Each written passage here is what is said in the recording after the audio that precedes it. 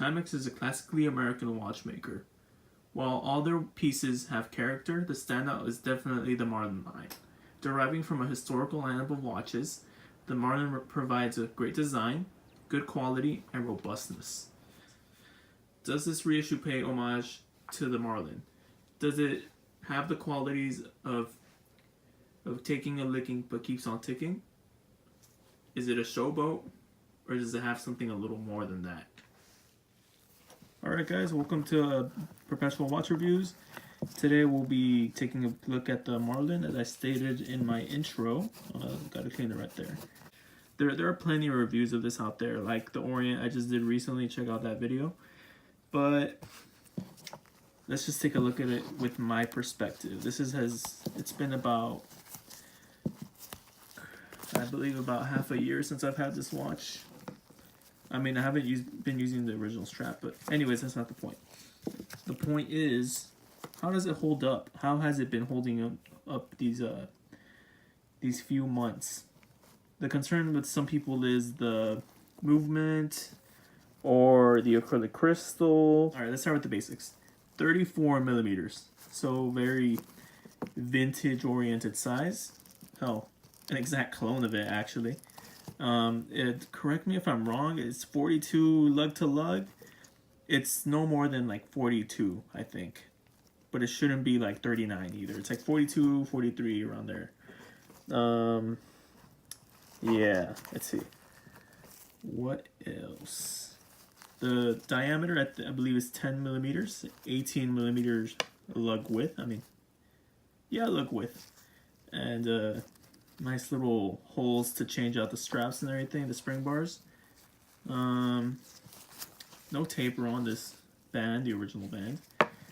And that's about it for specs. In terms of movement, most people believe this to be a Chinese movement, a Seagull ST6, I believe. It's a manual one movement. I think it's 20 joules. Very tiny. I would pop this back out, but quite honestly, it's nothing special to look at, especially since it. Oh, I might put a picture up here or something, but it's nothing too crazy. It's like in my opinion, a very cheap fashion with blue painted screws and very exaggerated colors on the watch. But I mean, it's a step up from the pin plate Marlins of the past. Speaking of, I forgot to do this entirely. Oh my god! Wristwatch check. I'm wearing an actual Marlin from the 1980, as noted right there.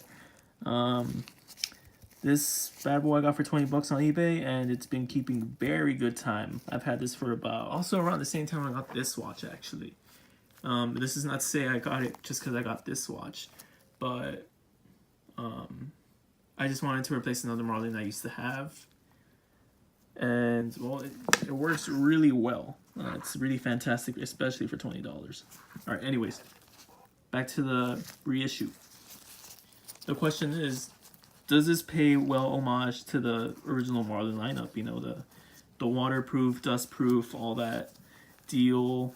Super robust watch for only 20 bucks or so on in the 60s.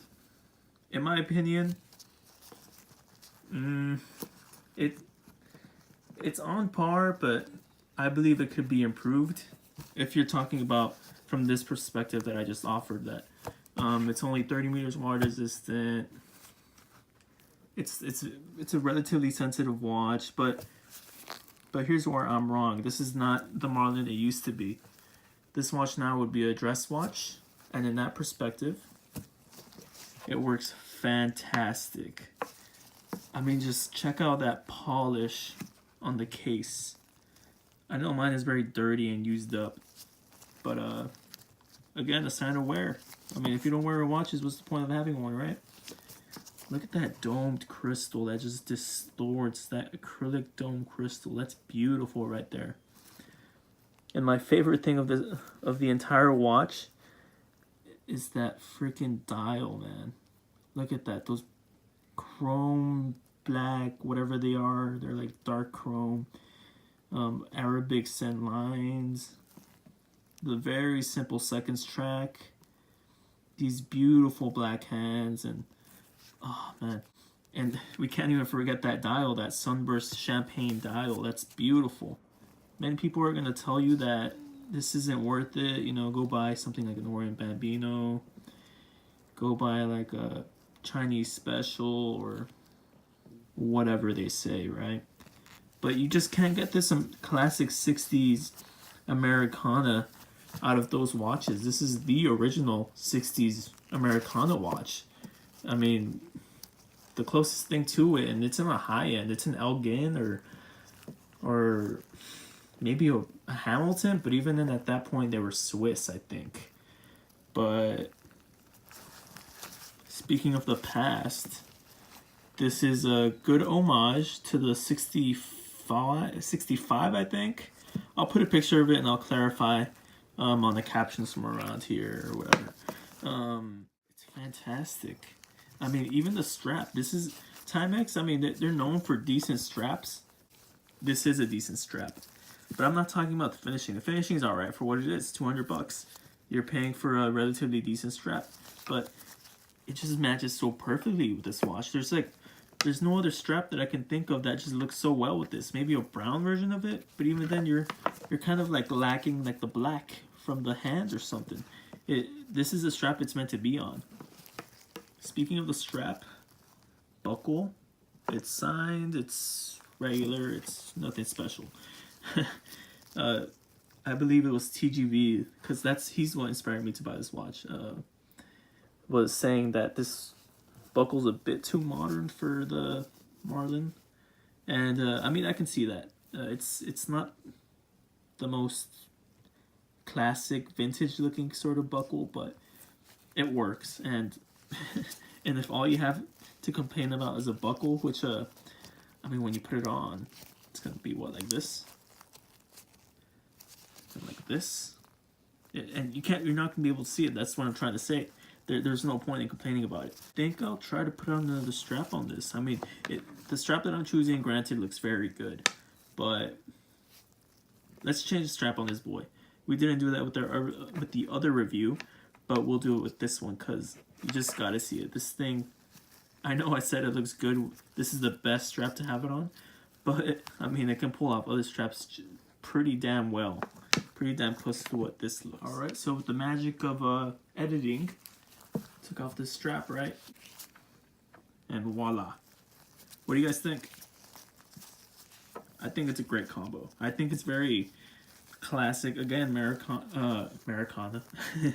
Americana. I mean, just check it out. Look at that. That honey brown sort of look on this watch. I mean, Jesus, that looks wonderful.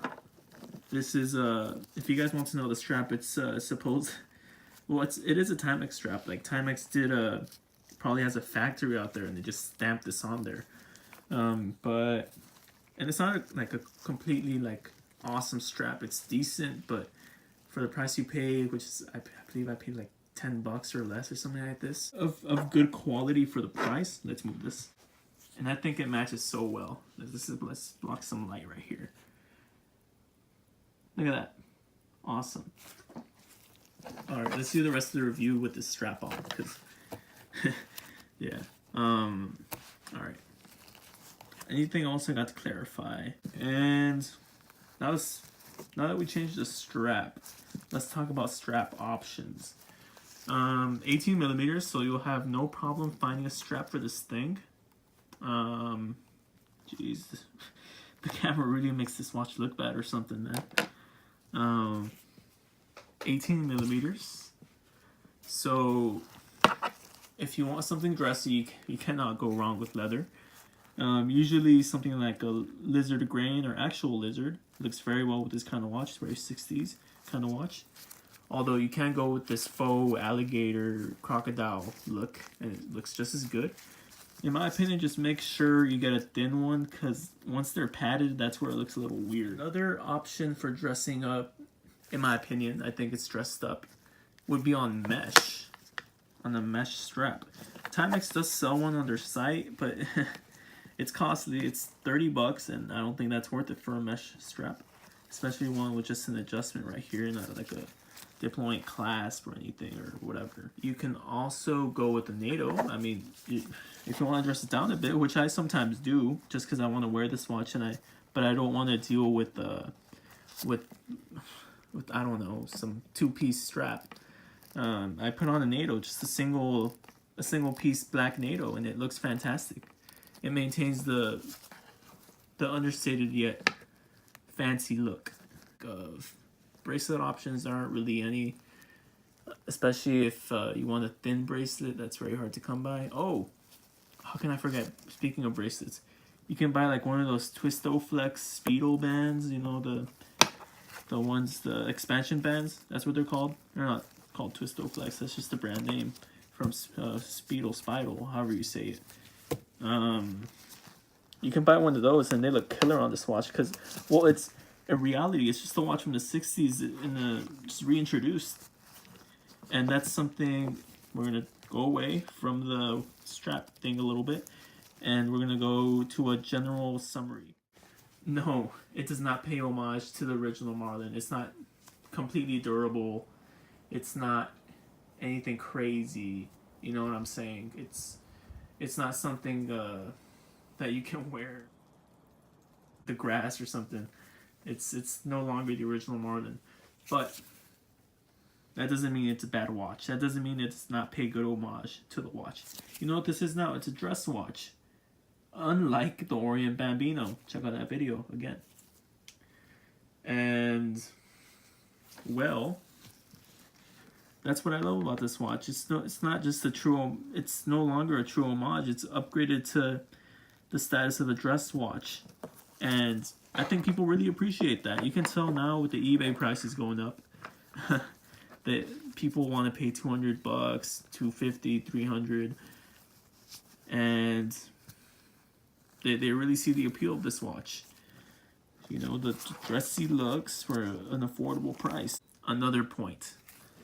If you want a vintage watch, but you don't want the vintage problems, especially since buying vintage is a risky business, you can buy this. I mean, it's a straight 1-to-1 reissue of the original, and it costs about the same as a restored original, so why not this?